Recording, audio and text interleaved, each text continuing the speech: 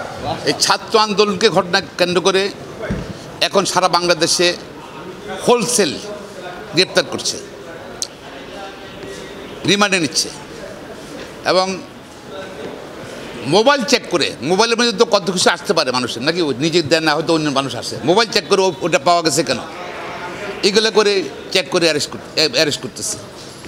এটা কেমন কথা হইলো? মানুষের ব্যক্তি স্বাধীনতা নাই, মানুষের বাক স্বাধীনতা নাই, প্রাইভেসি নাই, রিমান্ডে নিচ্ছে। 17 বছরের একটা ছেলে, তার ট্রায়ালে তো হবে না, আপনার চাইল্ড অ্যাক্টের অনুযায়ী তার এখানে ট্রায়াল হওয়ার কথা না। 17 বছর বাচ্চা ছেলেরে রিমান্ড দেওয়ার কোনো আইনগত বিধান নাই শিশু আইন অনুযায়ী, সম্পূর্ণ বেআইনি। আমি মাননীয় প্রধান বিচারপতির দৃষ্টি আকর্ষণ করছি, বিচারী এটা তো রিমান্ড তো দিচ্ছে, তো পুলিশ চেয়েছে রিমান্ড, পুলিশ চাওয়াটাও ইলিগাল এবং ম্যাজিস্ট্রেটের দেওয়াটা, লন্ডন ম্যাজিস্ট্রেট যেটা দিয়েছে, রিমান্ড দিয়েছে 17 বছর ছেলেকে, এটা টোটালি ইলিগাল। শিশু আইন লঙ্ঘন করা হয়েছে, বিভিন্ন জাজমেন্ট বরখেলাপ করা হয়েছে। আমি আশা করি মাননীয় প্রধান বিচারপতি দৃষ্টি আকর্ষণ করছি এবং সংশ্লিষ্ট ম্যাজিস্ট্রেটের ব্যাপারে ব্যবস্থা গ্রহণ করার জন্য অনুরোধ জানাচ্ছি। পাশাপাশি কেন রিমান্ড, কেন গ্রেপ্তার? ওরা বলতেছে সিসিটিভি আছে, সিসিটিভিতে ফুটেজ আছে, মোবাইলে ফুটেজ আছে, যাদের গ্রেপ্তার করছে সবার ফুটেজ আছে নাই। আর বিএনপি জামাত বা অন্যান্য রাজ্য বিপিনুর, তারপর অন্যদেরকে গ্রেপ্তার করছেন বিরোধী দলের। সরকার আসলে কোটা আন্দোলনকে কেন্দ্র করে, কোটা আন্দোলনকে অজুহাত হিসাবে ব্যবহার করে তাদের রাজনৈতিক বিরোধী বিএনপি বা অন্যান্য বিরোধী দল, সমমনা বিরোধী দল সবাইকে তারা শাসন করতে চাচ্ছে, তাদেরকে নিয়ন্ত্রণ করতে চাচ্ছে। এটা সম্পূর্ণ অসৎ উদ্দেশ্যে, মানে রাজনৈতিক উদ্দেশ্যে সব গ্রেপ্তার করা হচ্ছে। তো আমরা গ্রেপ্তারের নিন্দা জানাচ্ছি, ঢালাও হোলসেল গ্রেপ্তার বন্ধ করার জন্য দাবি জানাচ্ছি। পাশাপাশি যাদের গ্রেপ্তার করা হয়েছে তাদেরকে অনতিবিলম্বে ঢালাওভাবে গ্রেপ্তার করা হয়েছে তাদেরকে অনতিবিলম্বে মুক্তির দাবি করছি। পাশাপাশি আমি এখনও আজ পর্যন্ত সরকারের পক্ষ থেকে কতজন হত্যা হয়েছে সেই সম্বন্ধে জনগণ জানে না, অনেকের পরিবার জানে না। এখন অনেকের লাশ বের চালাস হিসাবে তাদেরকে সমাধি করা হয়েছে, দাফন করা হয়েছে, অনেকের পোস্টমর্টম করা হয়নি।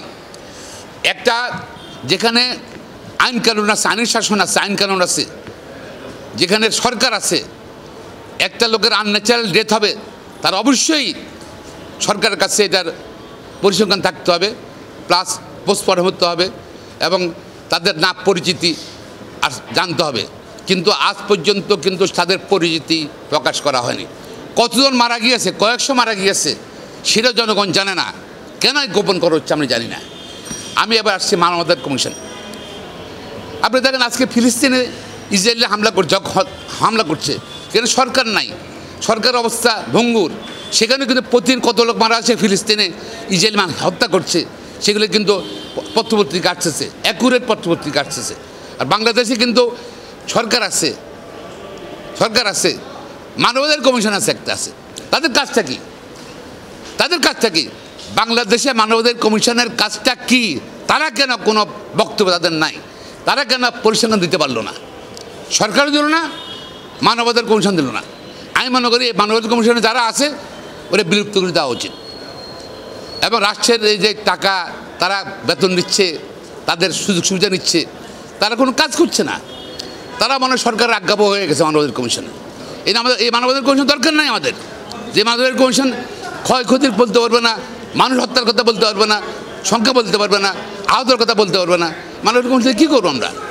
আর দেখেন কোন সিচুয়েশানে এই ছাত্র আন্দোলন হয়েছিল, যে সময় সরকারের একজন উচ্চপদস্থ কর্মকর্তা অর্থাৎ পুলিশের সাবেক আইজিবি বেনজির আহমেদের যে সময় হাজার কোটি টাকার খবর বেরোলো, যে সময় এই এনবিআরের কর্মকর্তা মতিউরের শত কোটি টাকার দুর্নীতি সম্পদের কথা বেরোলো, যে প্রধানমন্ত্রী নিজেই বললেন যে তার ঘরের পিয়ন, অফিসের পিয়ন 400 কোটি টাকার মালিক, এবং কারে বিচার হচ্ছে না, কেউ গ্রেপ্তার হয়নি।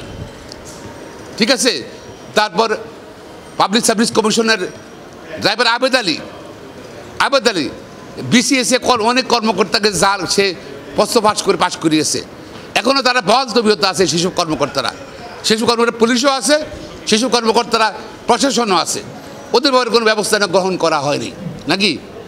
হ্যাঁ, আবেদ আলীতে বলে দিয়েছে বা অন্য কর্মকর্তারা বলে দিয়েছে কারা কারা প্রশ্নবাসের জন্য তারা প্রশ্নবাস করে পাশ করেছে, ব্যবস্থা নিচ্ছে, তদন্ত কমিটি করছে, পাবলিক সার্ভিস কমিশন কিছু করছে। এই পাবলিক সার্ভিস কমিশনের কাজটা কি? এই ব্যর্থ পাবলিক সার্ভিস কমিশনের বিলুপ্ত করা উচিত আমি মনে করি। তাদের লজ্জা থাকলে এই দুর্নীতির কারণে, এই প্রশ্নবাসের দুর্নীতির জন্য তাদের পদত্যাগ করা উচিত, আমি নিজেই পদত্যাগ করা উচিত সসম্মানে আমি মনে করি। তো এই সব কিছু মিলাই আজকে কেন সিচুয়েশান দেশ উত্তপ্ত, বিরোধী রাজনৈতিক কর্মীদেরকে তারা চেষ্টা করতেছে তাদের নিয়ন্ত্রণ করার জন্য, গ্রেপ্তার করতেছে, হত্যা করতেছে, নির্যাতন করতেছে। পাশাপাশি কোটা, যেন কোটা সরকার প্রমিস করলো কোটায় যারা আন্দোলন করছে তাদেরকে কোনো কিছু করা হবে না। এর মধ্যে 4 জন না কজন 5 জন, মোট 5 জনকে তারা অ্যারেস্ট করছে, বলে নিরাপদ হেফাজতে। তারা কি নিরাপদ হেফাজত চাইছিল? আমরা তো শুনি নাই, পত্রিকা আসে নাই যে তাদের নিরাপদ হেফাজত চাই। কে তাদেরকে নিরাপদ হেফাজত করছে, দিছে, রাখছে কোথায়? ডিবি অফিসে। ডিবি অফিস কি জায়গা রাখার? আমি জানি না কেন। তাহলে আপনারা তো অ্যাকশন নিচ্ছেন, বিভিন্ন জায়গায় ব্লক রেট দিয়ে আপনারা ছাত্রদেরকে গ্রেপ্তার করতেছেন। আপনি বলছে, সরকার বলছে কারো গ্রেপ্তার করা হবে না, কিছু হবে না, তো কী হচ্ছে এখন? তা আসলে তো সরকারের কিন্তু দ্বিমুখী নীতি, ডবল স্ট্যান্ডার্ড। আজকে সম্পূর্ণ এই ক্ষয়ক্ষতির জন্য, জাতীয় সম্পদ ক্ষয়ক্ষতির জন্য, হত্যার জন্য, এবং হাজার হাজার লোক আহত হয়েছে, হাজার লোক চোখ নষ্ট হয়ে গেছে, দায়িত্ব কিন্তু সরকারের। সরকার কেন 15 দিন আগে কোটা আন্দোলনের ব্যাপারে অবস্থান স্পষ্ট করে নেই? তাহলে কিন্তু এই ঘটনা ঘটতো না।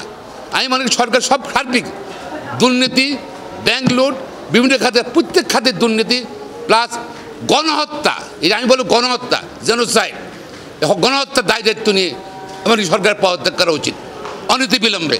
এবং যেহেতু জবাবদিহিতা নাই এই সরকারের, জনগণ করে নির্বাচিত সরকার নয়, সুতরাং এই সরকারের কিন্তু ক্ষমতা থাকার অধিকার নাই। এই জেনোসাইডের দায়িত্ব নিয়ে সরকার পদত্যাগ করা উচিত এবং ভোটাধিকার ফিরিয়ে দেওয়া উচিত। জবাবদিহিতামূলক সরকার বাংলাদেশে প্রতিষ্ঠা করার জন্য আজকে সবাই একত্র হওয়ার জন্য আমি অনুরোধ জানাচ্ছি। ধন্যবাদ।